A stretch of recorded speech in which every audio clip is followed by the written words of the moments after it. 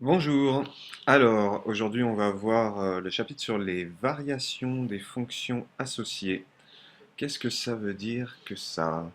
Alors, on part d'une fonction f, ici représentée en rouge, la formule 0,2x au cube plus 0,3x carré moins 1,2x. La voici représentée. Imaginons qu'à cette fonction, on ajoute une constante qu'on va appeler k. C'est ce que j'ai défini ici avec la fonction g de x égale f de x plus k. Affichons cette fonction g. Et qu'est-ce qui se passe si je rajoute 1 à notre fonction représentée en rouge? Essayons. Voilà ce qui se passe. Je fais bouger la valeur de k.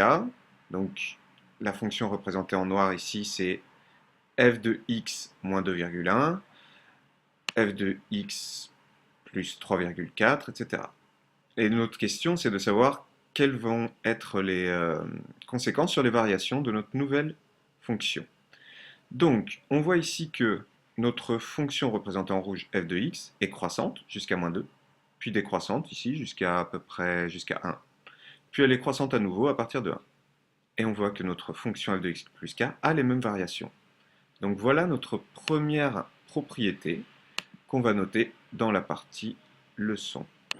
Voici la leçon et voici notre théorème qui exprime ce qu'on vient de décrire. F est une fonction définie sur un intervalle i, k c'est la constante qu'on va rajouter à notre fonction, f de x plus k nous donne une fonction g. Et f et g vont varier dans le même sens sur l'intervalle i. Et les changements des variations vont se faire pour les mêmes abscisses. Alors démontrons maintenant cette propriété. Supposons que la fonction u, bon on va faire un petit tour de magie parce que notre fonction elle ne s'appelle pas u, elle s'appelle f. Supposons que notre fonction f est croissante sur i. Pour tout nombre a et b de i, si a est inférieur à b, alors f de a est inférieur à f de b, c'est la définition d'une fonction croissante. D'où, ce qu'on va faire, c'est qu'on va rajouter la fonction k, d'où f de a plus k est strictement inférieur à f de b plus k. C'est-à-dire g de a est strictement inférieur à g de b. Donc, si on résume ici, on a a inférieur à b, alors, après quelques étapes, g de a inférieur à g de b. Ça veut bien dire que la fonction g est aussi croissante sur i. On fera de la même manière pour démontrer que la fonction est décroissante. Bien, maintenant j'essaye, je vous laisse remplir le cours, où vous allez devoir tracer la fonction g qui va représenter la fonction f de x plus 2. Et une fois que vous avez fait ça, la fonction h, pour montrer que ça marche aussi avec une soustraction, f de x moins 1. F est croissante, je vous laisse remplir la suite du cours, et dans 3 secondes, on va pouvoir la remplir ensemble. Et voilà, magie, l'exemple est rempli.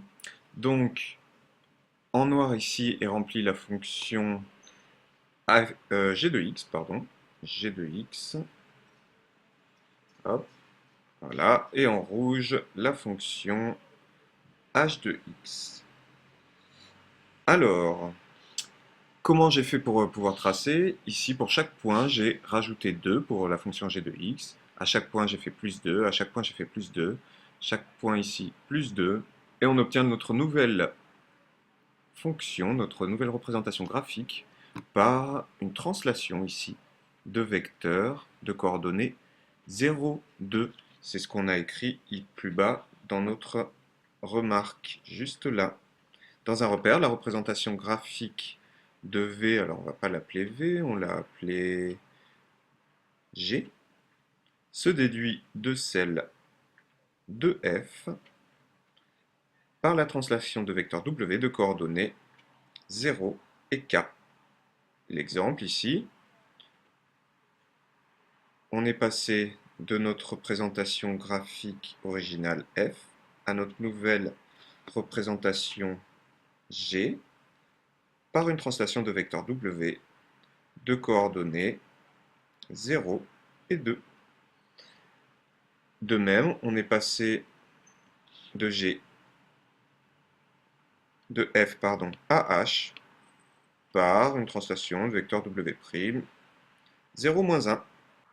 Et nous finissons par une remarque importante, si f est une fonction, les extrémas des fonctions associées à f peuvent changer, mais sont atteints pour les mêmes valeurs de x. Je vais vous montrer ce que ça donne sur le tableau de variation de notre fonction f et de sa fonction associée f de x plus k. Voilà. Sur ce graphique-là, sur cet exemple-là, partons de moins l'infini, nous avons dit que les variations allaient changer en -2 et en 1, croissant, décroissant, croissant. Très bien. Allons-y. En -2, en 1, croissant, décroissant, oups,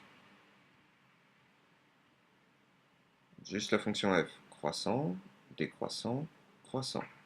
Donc là, on va avoir f de -2, la f de 1. Et quelles vont être donc les variations de la fonction g? Les mêmes. Elles vont changer pour exactement les mêmes valeurs en 2, en -2 et en 1, c'est ce que nous dit la remarque. En revanche, les maximums ici, eux, vont changer, ce seront plus f de -2, mais f de -2 plus 2, ici, f de -2 plus 2, et là, f de 1 plus 2. Car dans notre exemple qu'on a vu, le petit k, c'était 2. Voilà.